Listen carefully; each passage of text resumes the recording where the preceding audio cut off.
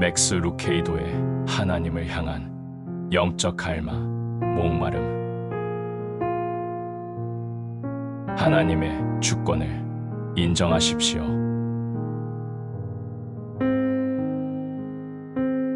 결혼식을 며칠 앞두고 아내와 함께 배를 타고 여행을 떠났습니다. 마이애미에서 함께 교회에 다녔던 친구 밀트가 우리 부부와 장모를 초대했던 것입니다. 거기서 다시 몇 사람을 더 태운 뒤에 플로리다 해안을 따라 항해하면서 휴가를 즐길 계획이었습니다. 처음 의도는 그야말로 한가로운 휴가였습니다. 푹신한 쿠션에 누워 다리를 난간에 걸치고 드르렁드르렁 코를 골며 낮잠을 자거나 일광욕을 즐겼습니다. 거기까지는 아주 좋았습니다. 그런데 갑자기 폭풍이 닥쳤습니다. 하늘이 어두컴컴해지더니 굵은 빗줄기가 쏟아져 내렸습니다. 잔잔하기만 했던 파도가 용의 목덜미처럼 거칠고 날카로워졌습니다. 돌연히 밀려든 거대한 너울이 배를 한껏 들어올렸다가 다시 시퍼런 물구덩이로 처박아 버렸습니다. 이제 일광욕은 끝났습니다. 낮잠도 그만이었습니다. 두려움에 질린 채 천둥 번개가 으르렁거리는 하늘을 바라보던 승객들의 눈길이 선장의 얼굴로 쏠렸습니다. 다들 밀트만 바라보고 있었습니다. 밀트는 생각이 깊고 결단력이 있는 친구입니다.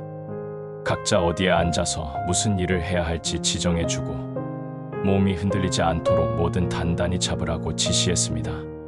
승객들은 군말 없이 그가 지시하는 대로 움직였습니다. 왜 그랬을까요? 항해에 관해서라면 밀트를 따를 사람이 없다는 사실을 모두 잘 알고 있었기 때문입니다. 아무도 입 밖에 내지는 않았지만 그가 유일한 전문가라는데 의견을 같이 했습니다. 전문가를 신뢰하는 것 말고는 달리 방책이 없었습니다.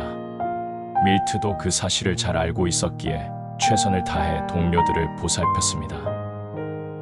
인생 항로를 항해할 때도 그런 식의 선택을 해야 폭풍을 무사히 빠져나갈 수 있습니다. 천둥 번개가 치는가 싶더니 눈 깜짝할 사이에 매섭고 사나운 바람이 잔잔하던 인생의 바다를 온통 뒤집어 놓아버릴 때가 있습니다. 여기에 휩쓸리면 실직자 대열에 합류하게 될 수도 있고 중환자실 침대에 누울 수도 있습니다. 누구나 한두 차례씩은 이런 돌풍을 맞아본 경험이 있을 겁니다. 산더미 같은 파도가 닥쳐올 때 어떤 느낌이 드는지 알고 있을 겁니다. 거친 파도와 싸워야 합니다. 그렇게 태풍에 휩쓸려 보면 선장을 얼마나 신뢰하고 있는지가 금방 드러납니다. 하나님은 어떻게 대처해야 할지 알고 계실까요? 태풍에서 무사히 벗어나게 해주실까요? 왜 이런 풍랑을 겪게 하시는 걸까요? 상황은 점점 나빠지는데 주님은 자꾸 황당한 지시만 내리십니다. 고난을 받아들여라. 비판을 들어도 참아라. 원수를 용서하라. 여러분은 어떻게 반응하십니까? 하나님께도 밀트에게와 똑같은 마음가짐을 보이십니까? 하나님이 최선의 길을 알고 계심을 압니다. 나로서는 무엇이 최선인지 알 수 없습니다. 하지만 주님이 보살펴 주심을 믿습니다. 파도가 잔잔할 때는 누구나 이런 말을 쉽게 말할 수 있을 겁니다. 하지만 음주운전자가 모는 자동차가 앞에서 나를 향해 지그재그로 달려올 때, 수상쩍은 사내가 어두컴컴한 복도 구석에 서 있을 때, 전쟁이 터졌을 때, 도둑이 들었을 때도 주님을 신뢰할 수 있습니까? 예라고 답할 수 있다면 하나님의 주권 과목에서 높은 점수를 따고 계신 겁니다. 하나님의 주권을 고백한다는 것은 곧 주님이 세상 만사를 다스리시며 왕으로서의 위엄과 권세를 가지고 계심을 인정한다는 뜻입니다. 하나님의 주권을 믿고 받아들인다는 것은 예수 그리스도를 삶의 주인으로 확정하고 인생의 폭풍 속에서 항로를 결정하는 권한을 그분께 양도해드린다는 의미입니다. 당신의 선장을 바라보고 마음을 놓으십시오. 그분이 우리에게 가장 좋은 것을 알고 계십니다. 하나님이 어떤 분이십니까? 우주의 흐름을 계획하신 분이 아니십니까? 하나님의 거룩한 뜻이 우주를 움직이고 있습니다. 예수님은 빌라도에게 위에서 주지 아니하셨다며 나를 해할 권세가 없었으리니 그러므로 나를 내게 넘겨준 자의 죄는 더 크니라고 말씀하셨습니다. 이스라엘의 종교 지도자들은 그리스도를 십자가로 보낸 주체가 자신들이라고 믿었지만 베드로의 생각은 달랐습니다. 하나님의 정하신 뜻과 미리 아신 대로 내어준 바 되었거늘 예레미야는 반어법을 써서 묻습니다. 주의 명령이 아니면 누가 능히 말하여 이루게 하랴. 구약과 신약을 막론하고 선지자들과 시인과 전도자에 이르기까지 한결같이 말합니다. 기약이 이르면 하나님이 그의 나타나심을 보이시리니 하나님은 복되시고 홀로 한 분이신 능하신 자이며 만왕의 왕이시며 만주의 주시오. 나뭇잎 하나가 떨어지는 것까지 하나님은 모두 알고 계십니다. 그분의 허락 없이는 돌고래 한 마리도 세상에 태어나지 못합니다. 바닷가에 밀려드는 파도 하나까지도 헤아리십니다. 주님은 예상치 못한 사태에 깜짝 놀란 적이 한 번도 없는 분입니다. 히브리서 1장 3절은 주님이 능력의 말씀으로 만물을 붙드시며 죄를 정결케 하는 일을 하신다고 말합니다. 만약 우리가 하나님의 주권을 인정하지 않으려 한다면 부지런히 성경을 가위질해야 할 겁니다. 그러려면 수없이 많은 구절들을 잘라내야 할 테니 성경은 거룩한 책이 아니라 구멍난 책이 되고 말 겁니다. 인간은 잘못된 우선순위를 따르고 있습니다. 누구나 건강하기를, 수입이 많기를, 깊은 잠을 자기를, 은퇴할 때까지 승승장구하기를 바랍니다. 우선순위 꼭대기에 오직 자기 자신만을 두고 있는 것입니다. 그러나 하나님의 우선순위는 다릅니다. 하나님께서는 축복을 사용하실 수도 있지만 고통을 도구로 삼으실 수도 있습니다. 선택은 그분의 몫입니다. 얼마 전에 인디애나폴리스 공항에 갔습니다. 샌안토니오로 돌아오는 길이었습니다. 대합실에 들어서려는데 깜빡 잊고 여행 일정표를 호텔에 두고 왔다는 것을 깨달았습니다. 하지만 특별히 문제될 건 없었습니다. 어떤 비행기를 타야 집으로 가는지 잘 알고 있었기 때문입니다. 샌안토니오행 콘티넨털 비행기를 타기만 하면 만사가 끝입니다. 과연 그랬을까요? 카운터로 가보니 창구가 닫힌 채 불이 꺼져 있었습니다. 티켓 업무를 담당하는 창구 직원마저 보이지 않았습니다. 시계바늘은 출발 예정 시간인 오후 7시 40분을 향해 꾸준히 움직였습니다. 카운터를 두드리며 도움을 청했습니다. 누구 안 계십니까? 제발 좀 나와보세요. 7시 40분 비행기를 타러 왔거든요. 좀 도와주세요.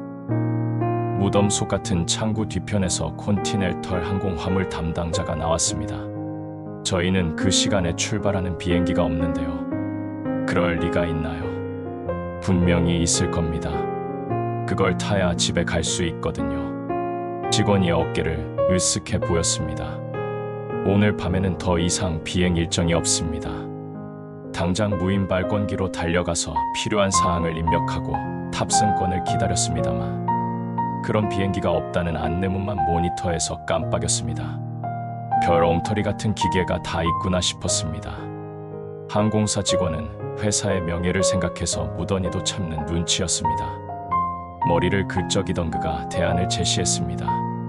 노스웨스트 항공의 7시 40분 비행기가 있습니다. 그쪽에 확인해 보시는 건 어떨까요? 그랬습니다.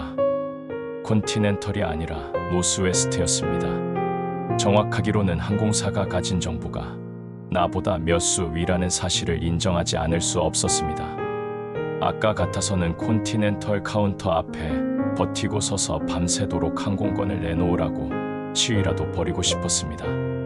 그러나 그랬다 한들 무슨 유익이 있었겠습니까? 결국 비행 스케줄이라는 진리 앞에 무릎을 꿇을 수밖에 없었습니다. 삶 가운데서도 이런 실수를 저지르기 일쑤입니다. 하나님의 카운터 앞에 서서 건강이나 승진, 임신 등 자기가 갖고 싶은 티켓을 내놓으라고 무작정 우기는 일이 얼마나 많습니까? 하나님은 직접 작성하신 일정표를 점검해 보시며 요구를 대부분 들어주십니다. 그러나 안 된다고 말씀하실 때가 덜어 있습니다. 그건 너를 위해 계획해 놓은 여정이 아니란다. 너는 갈등과 고난의 도시를 거쳐가게 되어 있거든. 발을 구르며 주먹으로 카운터를 두들겨 댈 수도 있습니다. 아니면 폭풍을 뚫고 항해하는 선원들과 똑같은 고백을 드릴 수도 있습니다. 하나님이 최선임을 압니다. 물론 도저히 받아들일 수 없을 만큼 힘든 경우도 있습니다. 어느 여인의 경우가 그랬습니다. 하루는 강의를 마치고 내려오는데 한 여성이 상담을 청했습니다. 그때도 지금 우리가 살펴보는 내용을 가르쳤습니다. 여인은 남편과 나란히 앉아서 끔찍했던 어린 시절 얘기를 털어놓았습니다. 아버지는 어린 딸을 성폭행하고 내다 버렸습니다. 상상할 수 없는 일이고 일어나서는 안 될 일이었습니다. 여인의 마음에는 깊고도 고통스러운 상처가 남았습니다. 눈물이 가득한 눈으로 그녀가 물었습니다. 그러니까 하나님께서 그날 일도 똑똑히 지켜보고 계셨다는 말씀인가요? 여인의 질문이 방 안에 가늘게 울렸습니다. 자세를 바로 하고 대답했습니다. 그렇습니다. 왜 그냥 내버려 두셨는지는 잘 모르겠지만 분명히 거기 계셨습니다. 하나님은 자매님을 사랑하시며 똑같은 아픔을 느끼고 계십니다. 대답이 마음에 들지 않는 것 같습니다. 하지만 인간이 하나님 앞에서 감히 무슨 소리를 하겠습니까? 혹시 잠드셨던 게 아니냐고 묻겠습니까? 직무유기라고 따지시겠습니까? 왜 알면서도 그냥 계셨느냐고요? 사랑이 많으시지만 유약한 분이라고, 아니면 전능하시지만 인간의 형편을 외면하는 분이라고 하시겠습니까? 부디 그 여인이 요셉과 한번 만나서 이야기할 수 있기를 바랍니다. 형들은 요셉의 옷을 벗기고 아우 요셉을 노예로 팔아버렸습니다. 주님이 보고 계셨을까요? 물론이죠. 하나님은 패역한 형들의 마음을 주권적으로 들어쓰셔서 이스라엘을 기근에서 건져내셨을 뿐만 아니라 메시아의 가계가 이어지게 하셨습니다. 요셉은 다시 만난 형들에게 이렇게 말했습니다. 당신들은 나를 해하려 하였으나 하나님은 그것을 선으로 바꾸사 오늘과 같이 만민의 생명을 구원하게 하시려 하셨나니 부디 그 여인이 나사로와 만나기를 바랍니다. 나사로가 죽을 병에 걸렸다는 얘기를 들으시고도 예수님은 아무것도 하지 않으셨습니다.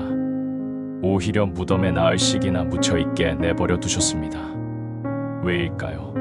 하나님의 영광을 위하며 하나님의 아들로 이를 인하여 영광을 얻게 하려 함이라.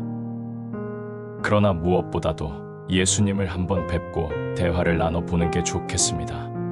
주님은 하나님께 일정표를 변경시켜 달라고 기도했습니다. 아버지의 계획은 십자가의 죽음이었습니다. 밤새도록 겟세마네 동산에 머무시면서 줄곧 긴급 수정을 간구했습니다. 못이 없는 구원 사역을 구하셨습니다. 아버지여 만일 아버지의 뜻이거든 이 잔을 내게서 옮기시옵소서. 그러나 내 원대로 마옵시고 아버지의 원대로 되기를 원하나이다 하시니 사자가 하늘로부터 예수께 나타나 힘을 돕더라. 하나님께서 사랑하는 아들의 기도를 들어주셨나요? 천사를 보내시는 데서 그치셨습니다. 독생자로 하여금 죽음을 피해 가게 하셨나요? 그리스도의 안위보다 하나님의 영광이 삼위 개념이었습니다. 그래서 주님은 고통을 당하셨고 하나님의 은혜는 해처럼 밝게 드러나서 세상 곳곳을 비추게 됐습니다. 하나님께서 겟세마네의 밤을 견디라고 명령하십니까? 그리스처는 그리스도를 믿을 뿐 아니라 또한 그를 위하여 고난도 받도록 부름받은 사람들을 말합니다. 그럼 어떻게 해야 하겠습니까? 주님의 주권을 목마르게 찾아야 합니다. 그분의 우물에서 마음껏 길어 마셔야 합니다. 계획을 세우시는 건 하나님의 몫입니다. 주님은 무엇이 최선인지 정확하게 알고 계십니다. 모든 갈등과 고통에는 그분의 뜻이 있습니다. 언제나 그분이 함께 하십니다. 주님의 허락 아래 일어나는 일들입니다. 더 이상 무슨 격려가 필요하겠습니까? 어쩌다가 생긴 일도 아니고 운명의 소산도 아닙니다. 그리스도인의 삶에 우연이라는 것이 끼어들 여지는 없습니다. 운명의 바람이 부는 대로 나부끼는 풍향계 따위에 비할 수 없는 존재들이기 때문입니다. 하나님이 정말로 자녀들을 마약에 취한 강도나 무자비한 기업 사냥꾼, 사악한 상사의 소나기에 맡겨 버리실 것이라고 믿습니까? 당장 이런 생각을 버리십시오. 당부하고 싶은 얘기가 있습니다. 하나님의 주권이라는 교리는 크리스천들에게 큰 도전을 줍니다. 조금씩 지속적으로 공부하십시오. 하지만 아직 무르익지 않은 상태에서 함부로 나누지는 마십시오. 사랑하는 이의 얼굴에 불쾌한 기색이 보이거든 하나님이 통치하신다는 진리를 무리하게 밀어붙이지 마십시오. 거만한 목소리가 진리를 가릴 수도 있습니다. 조심해야 합니다. 격려해 주십시오. 하나님의 방법은 언제나 옳지만 상대방이 이해하지 못할 수도 있습니다. 이상하게 생각할 수도 있고 못 알아들을 수도 있고 어렵다고 고개를 흔들 수도 있고 심지어 고통스러워할 수도 있습니다. 그러나 분명 주님의 길만이 올바른 통로입니다. 우리가 알거니와 하나님을 사랑하는 자, 곧 그 뜻대로 부르심을 입은 자들에게는 모든 것이 합력하여 선을 이루느니라.